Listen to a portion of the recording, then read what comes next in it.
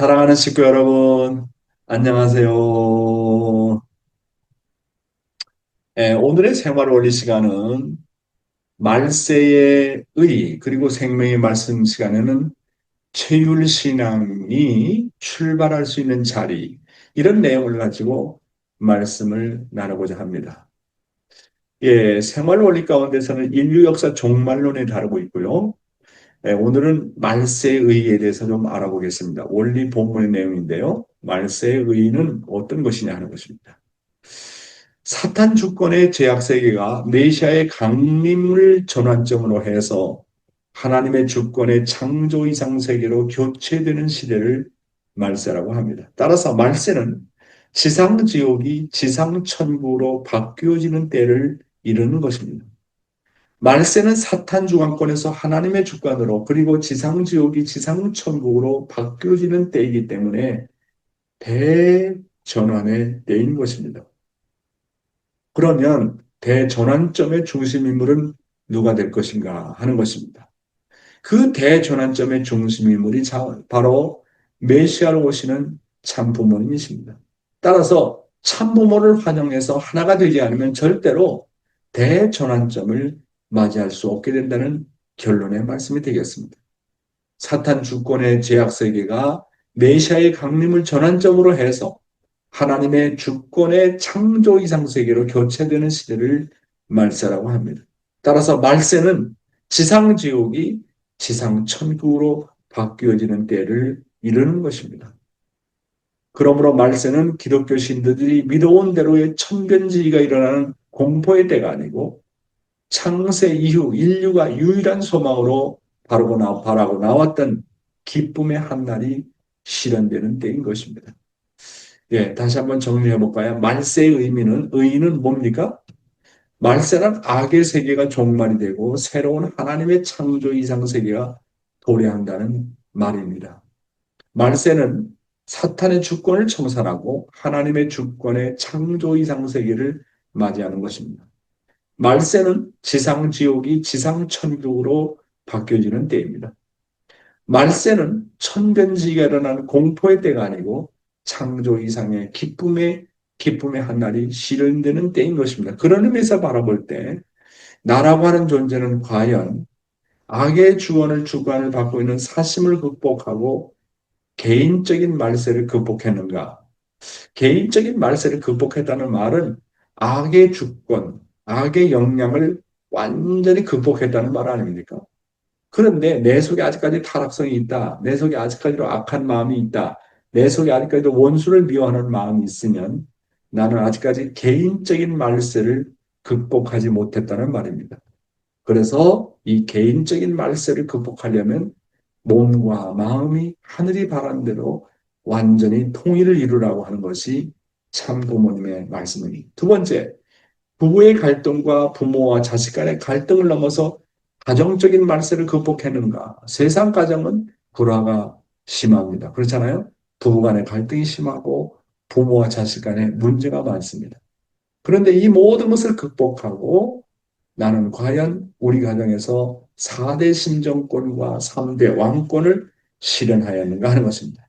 4대 심정권과 3대 왕권을 이룬 사람은 가정적인 말세를 극복한 사람인 것입니다. 그 다음에 종족적인 말세를 극복했는가? 나는 과연 종족적 메시아의 사명을 완수함으로 말미암아 나의 종족을 완전히 하늘 부모님 쪽으로 옮겨 놓았는가? 그렇다면 나는 종족적인 말세를 극복하는 것입니다.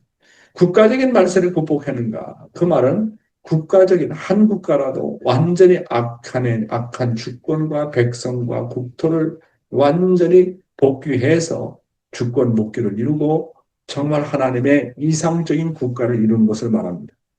우리는 아직까지도 이 국가적인 말세를 극복하지 못하고 있습니다. 일본도 정부로부터 핍박을 받아서 어려움을 겪고 있고 한국도 국가적인 차원에서 많은 핍박과 반대를 받고 있습니다. 다음에 세계적인 말세를 극복했는가? 온 인류가 다 해방이 된다고 한다면 우리는 세계적인 말세를 극복할 수 있고 더 나아가서 영계와 지상까지 다 해방해서 하나님까지 해방된다면 천주적인 말세를 극복하는 결과를 가져오게 되는 것입니다. 그래서 말세의 의미라는 것은 이렇게 창세 이후 인류가 유일한 소망으로 바라고 나왔던 기쁨의 한 날이 실현되는 때가 바로 말세입니다.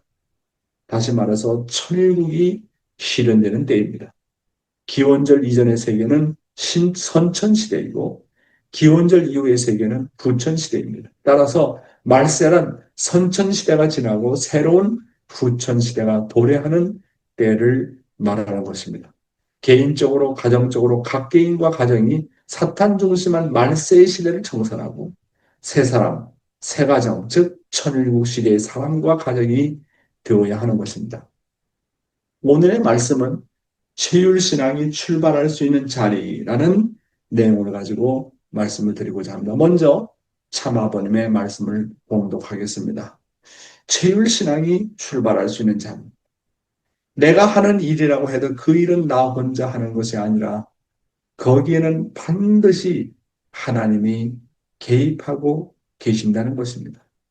나 혼자 움직이는 것이 아니라 하나님이 동반해서 움직이고 계신다는 것입니다. 이렇게 하나님이 같이 움직이고 계신다는 사실을 느끼게 될 때 여기에서 체율신앙이 출발할 수 있다는 것을 여러분이 알아야 됩니다. 그러므로 일상생활에 있어서도 무의미하게 생활할 것이 아니라 의식을 가진 어떤 주체가 있으면 그 주체의 생각과 내 생각이 병행해가지고 자기 하루의 생활 과정이 자기의 하나님 과정이 아니라 주체와 더불어 과정으로 느낄 수 있어야 됩니다. 그런 입장에서 서게 될 때 체율신앙이 시작된다는 것을 알아야 됩니다.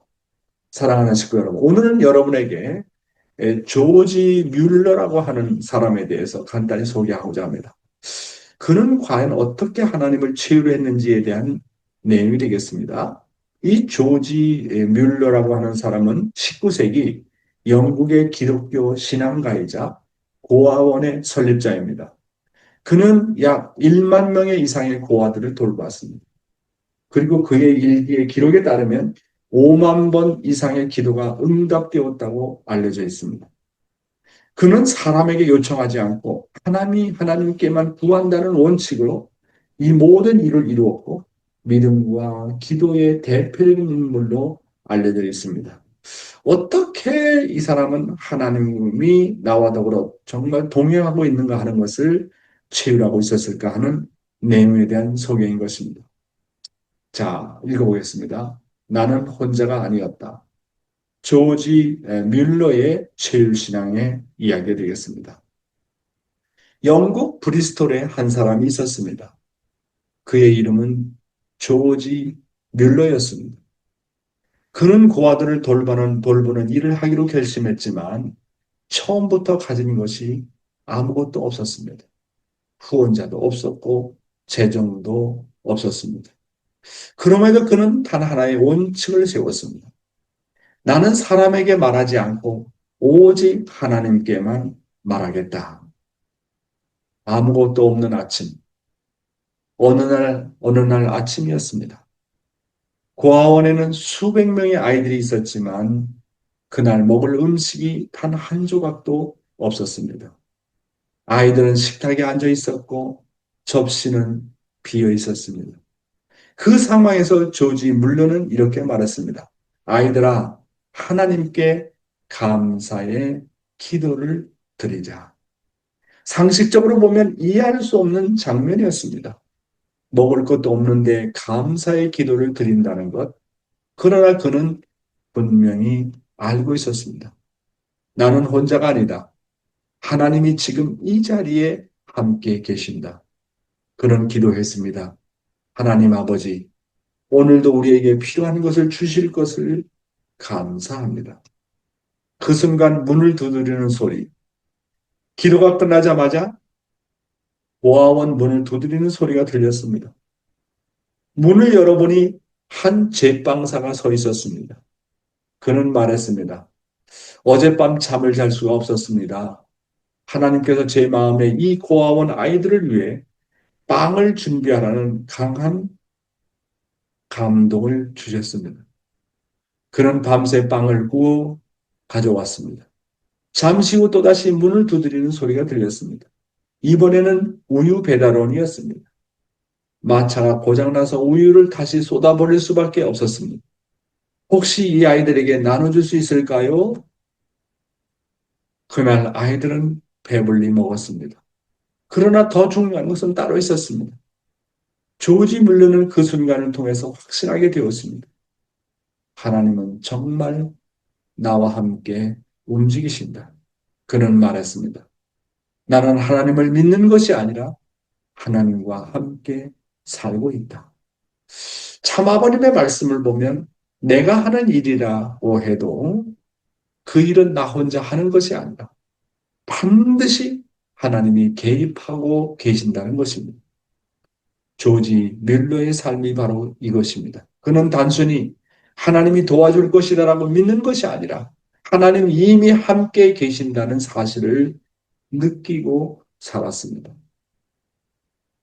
더 중요한 것은 그의 신앙이 조건적이지 않았다는 것입니다.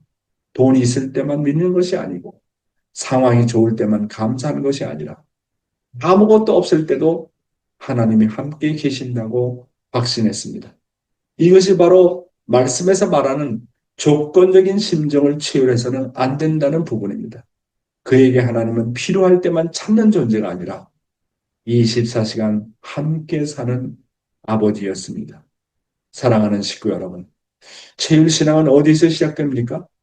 체율신앙은 특별한 기적에서 시작되는 것이 아닙니다. 나는 혼자가 아니다라는 인식에서 시작이 됩니다.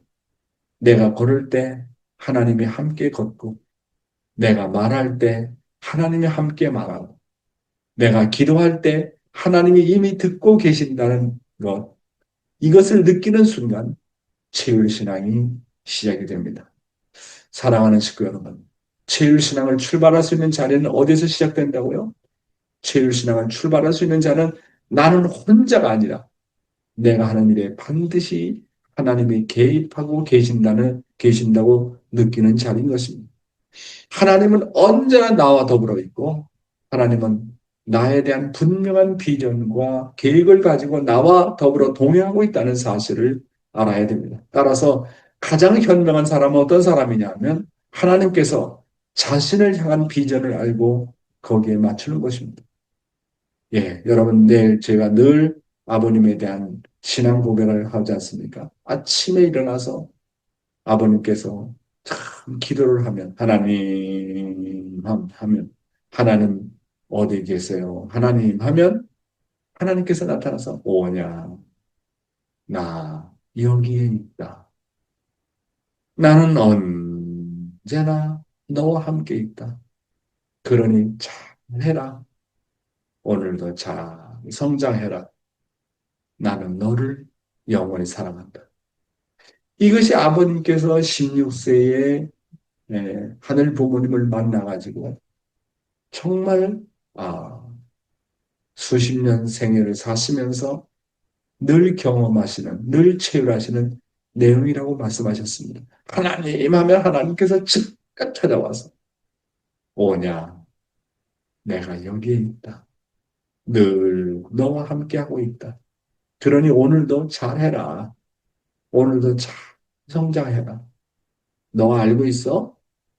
나는 너를 영원히 사랑한다. 야, 이렇게 참 아버님은 체휼 신앙을 하면서 모든 섭리를 개척해 나오셨던 것입니다. 그래서 제가요, 아침마다 훈독을 하는 자리에서 하나님과 참부모님과 모든 조상들이 찾아온다고 생각합니다. 그리고 모든 인류가 동참하는 심정으로 아침 운동회를 진행하고 있습니다. 내가 움직일 때마다 나 혼자 움직이는 것이 아니라 하나님께서 동행해서 움직이십니다. 그러므로 일상생활에서 어떤 일을 하든지 간에 주체와 더불어 느끼는 심정을 가져야 됩니다. 여기서 주체라고 하는 것은 하늘 부모님을 얘기하는 것입니다. 하나님과 더불어 24시간 함께 한다는 의식을 가지고 언제나 살라는 겁니다.